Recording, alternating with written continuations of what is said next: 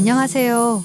오늘의 이야기는 개로 환생한 어머니입니다. 옛날 한 마을에 가난한 엄마와 아들이 살고 있었습니다. 가난한 나무꾼과 결혼한 그녀는 아이를 낳은 기쁨도 잠시 남편이 사고로 죽어 한 아이의 삶을 책임져야 하는 과부가 되었습니다. 그녀는 세상 좋은 것 즐거운 것 어떤 것도 경험해 보지 못하고 오직 아들을 위해 악착같이 일만 하며 살았습니다. 힘든 삶에 지쳐 아들이 겨우 10살 되던 해에 여자는 병에 걸려 죽고 말았습니다. 자신이 죽은 걸 알자마자 그녀는 농노와 어린 아들이 걱정된다며 펑펑 울기 시작했습니다. 저승이 떠나가라 우는 그녀의 모습에 옥황상제는 그녀의 이승에서의 삶을 살펴보았습니다. 아들이 태어나고 단 한순간도 자신을 위해 살지 않고 오로지 의색만 해온 그녀의 삶을 보고 옥황상제는 고민에 빠졌습니다. 옥황상제는 그녀를 불러 이승으로 돌아갈 수 있다면 어떤 일이든 다 할 수 있냐고 물었고 엄마는 망설임 없이 그렇다고 대답했습니다. 저승에 큰 고민거리 2개가 있었는데 저승에 뛰어난 그 누구도 이를 완벽히 해결하지 못했었습니다. 옥황상제는 이를 여자에게 맡겨볼 생각이었습니다. 만약 이 고민거리 2개를 해결하면 이승으로 돌려보내주겠다고 했습니다. 단 이미 죽은 몸이기 때문에 사람으로는 이승에 돌아갈 수 없고 괴로 환생해야 한다고 했습니다. 엄마는 아들만 볼 수 있다면 뭐든 상관없다며 어린 아들 걱정에 빨리 과제를 달라고 옥황상제를 재촉했습니다. 첫 번째로는 자꾸만 더러워지는 저승 마을의 우물을 맑게 만들라고 시켰습니다. 여자는 생전 나무꾼이었던 남편에게 배운 자연 정수 기술을 기억해냈고 우물 근처에 풀과 나무들을 이용해 자연 정화 시스템을 구축했습니다. 그녀는 매일같이 우물 주변을 청소하고 물이 완벽히 맑아질 때까지 우물을 정성껏 돌보았습니다. 결국 우물은 맑아졌고 마을 사람들은 다시 물을 사용할 수 있게 되었습니다. 쉽게 문제를 해결한 여자를 보고 옥황상제는 2번째는 쉽지 않을 것이라며 겁을 주었습니다. 여자를 데리고 한 마을에 도착한 옥황상제는 여기서 하룻밤을 보내라고 했습니다. 밤이 되자 이상한 일이 벌어졌습니다. 마을에 도깨비가 나타나 사람들의 집 지붕을 타고 다니며 시끄러운 소리를 내고 마을의 농작물을 망치고 가축들을 겁주어 도망가게 하는 등 다양한 방식으로 사람들을 괴롭혔습니다. 아침이 되어 사람들에게 무슨 일인지 물어보자 몇 달 전부터 도깨비가 나타나서는 내일 밤 장난을 쳐 사람들이 두려움과 걱정에 밤잠을 이루지 못하고 있다고 했습니다. 옥황상제는 여인에게 이 마을 사람들이 편히 잠잘 수 있게 문제를 해결하라고 했습니다. 그녀는 일단 부딪혀보자는 마음에 밤이 되자 마을 중심에 서서 도깨비를 기다렸습니다. 도깨비가 나타나자 여인은 두려움을 무릅쓰고 그에게 다가갔습니다. 여자는 도깨비에게 조심스럽게 말을 걸었습니다. 도깨비야, 왜 마을 사람들을 이렇게 괴롭히는 거니? 도깨비는 화를 내며 대답했습니다. 사람들이 나를 무시하고 두려워하니까 나도 그들을 괴롭히는 거야. 그들이 나를 싫어하니까 나도 그들을 싫어해. 도깨비의 말을 듣고 마음이 아팠습니다. 그녀는 도깨비가 진정으로 원하는 것이 무엇인지 물었습니다. 정말로 사람들을 괴롭히는 것이 내가 원하는 전부니? 혹시 외로워서 그런 것은 아니니? 도깨비는 잠시 침묵하다가 고백했습니다. 사실 나는 오래전부터 혼자였어. 친구도 없고 누구와도 이야기를 나눌 수 없어서 너무 외로워. 그래서 사람들의 관심을 끌기 위해 이렇게 지내왔어. 여자는 도깨비의 외로움을 이해하고 그에게 따뜻하게 말했습니다. 너의 외로움이 이해돼. 내가 내 친구가 되어줄게. 그러니 더 이상 마을 사람들을 괴롭히지 말아줘. 도깨비는 여자의 진심 어린 말에 감동했습니다. 그는 여자와의 약속을 지키기로 결심했습니다. 정말로 내 친구가 되어줄 거야?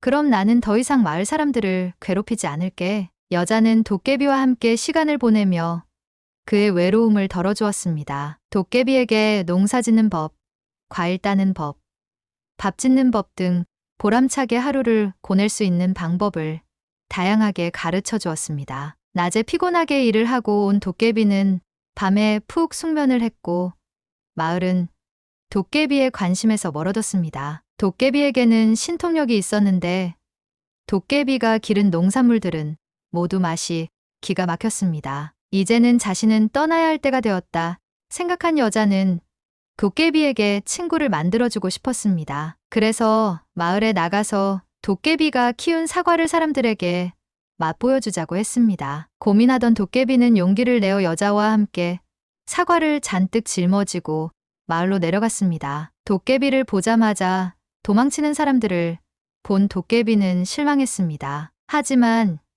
이때 여자가 큰 목소리로 세상에서 이렇게 맛있는 사과는 처음이야. 역시 신통망통한 도깨비표 사과가 세상에서 제일 맛있어라고 소리쳤습니다. 맛있게 먹는 그녀를 보던 사람들은 도깨비에게 슬금슬금 다가와서 자기도 사과를 먹어봐도 되냐고 물었습니다. 도깨비는 수줍게 웃으며 먹어보라고 건네주었습니다. 사과를 먹은 사람들은 맛에 감동하며 도깨비에게 다가와 이것저것 말을 걸었습니다. 사과를 모두 나눠준 도깨비는 여인과 함께 신이 나서 집으로 돌아왔습니다. 도깨비는 사람들이랑 이야기하는 것은 너무 즐겁다며 내일은 더 맛있는 사과를 가져다 줄 거라고 밤 늦게까지 사과를 땄습니다. 이렇게 며칠이 지나자 도깨비는 사람들과 편하게 어울리기 시작했습니다. 마을 사람들은 이렇게 받을 수만은 없다고 도깨비에게 반찬도 챙겨주고 옷도 챙겨주기 시작했습니다. 한날은 마을의 높은 할아버지가 도깨비를 찾아와 말했습니다. 도선생의 과일은 정말 최고요. 혹시 마을 사람들에게 농사 짓는 법을 알려주실 수 있겠소?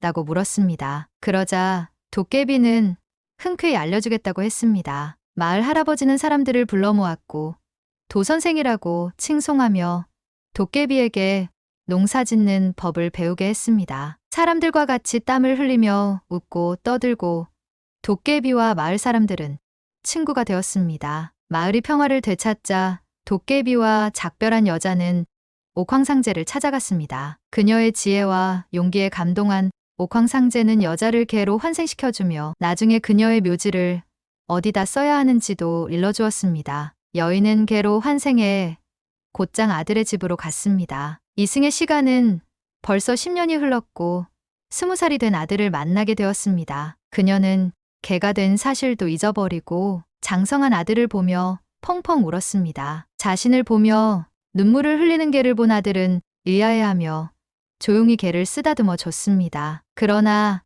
아들은 개를 키울 형편이 되지 않아 잘 사는 동네 친구에게 데려다 주려고 했습니다. 엄마는 재빨리 자신이 생전에 장독 아래에 숨겨놓았던 폐물을 파서 아들에게 가져다 주었습니다. 아들은 낯익은 어머니의 폐물을 고고는 어머니가 보내신 개인가 보다 하면서 집에 들여 함께 살게 되었습니다. 아들을 지켜보며 행복한 시간을 보냈습니다. 하루는 자신의 제삿날이 되자 아들은 정성스럽게 엄마가 좋아하던 음식으로 제사상을 차렸습니다. 오랫동안 먹고 싶었던 음식들을 보자 엄마는 저도 모르게 제사상으로 달려가 허겁지겁 음식을 먹었습니다. 소중한 엄마의 제사상이 난장판이 된 모습을 보고 아들은 너무 화가 나 개를 집 밖으로 매섭게 내쫓았습니다. 추운 겨울 집 밖으로 쫓겨나게 된 엄마는 꼼짝없이 얼어 죽을 처지에 놓였습니다. 이 소식을 듣게 된 저승 도깨비는 아들의 꿈에 나타나서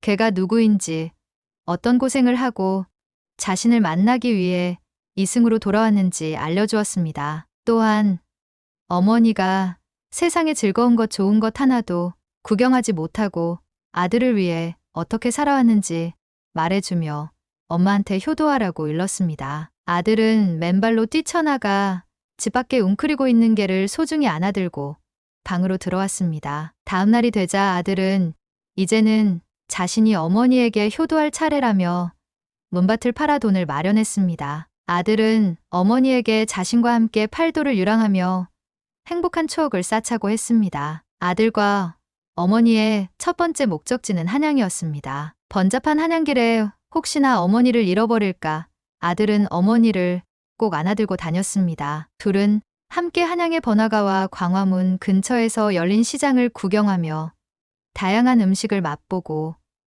거리의 예술가들이 펼치는 공연을 즐겼습니다. 경주에서는 신라의 고분과 불국사, 석굴암 등을 탐방했습니다. 전주에서는 맛있는 비빔밥을 먹었고 강릉에서는 시원한 바다를 만끽했습니다. 개가 된 어머니는 어릴 적부터 꿈꿔왔던 바닷가를 맨발로 신나서 마음껏 뛰어다녔습니다. 바다를 좋아하는 어머니의 모습을 본 아들은 어머니를 모시고 부산과 남해도 방문했습니다. 모자는 다양한 해산물을 먹어보고 해수욕도 즐기며 행복한 추억을 쌓았습니다. 그들은 조선 팔도를 신나게 유랑했고 다양하고 재밌는 추억을 쌓았습니다. 그들의 마지막 목적지는 지리산이었습니다. 지리산에 도착한 아들과 어머니는 산을 오르며 자연의 아름다움을 만끽했습니다. 지리산의 울창한 숲에 아들이 실수로 길을 잃자 어머니는 개의 예리한 후각을 이용해